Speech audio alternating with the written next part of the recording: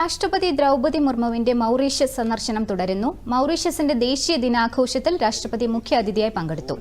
Indian നാവികസേനയുടെ ഒരു സംഘവും ആഘോഷ പരിപാടികളുടെ ഭാഗമായി.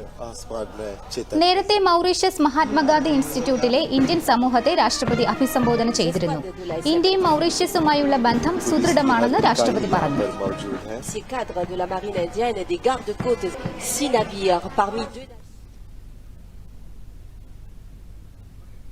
Special and unique ties.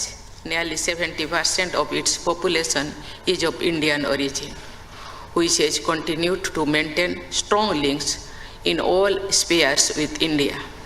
2047 India ഒരു വികസിത രാജ്യമായി മാറും. ഇന്ത്യയുമായുള്ള ബന്ധം മൗറീഷ്യസ് കൂടുതൽ പ്രയോജനപ്പെടുത്തണമെന്നും രാഷ്ട്രപതി ദ്രൗപദി മുർമു അഭിപ്രായപ്പെട്ടു. മൗറീഷ്യസ് സർവകലാശാലയുടെ ഓണററി ബിരുദവും രാഷ്ട്രപതി സ്വീകരിച്ചു. മൗറീഷ്യസ് യൂണിവേഴ്സിറ്റിയിലെ വിദ്യാർത്ഥികളെയും ഇന്ത്യൻ ഡയസ്പോറയിലെ അംഗങ്ങളെയും രാഷ്ട്രപതി അഭിസംബോധന ചെയ്തു.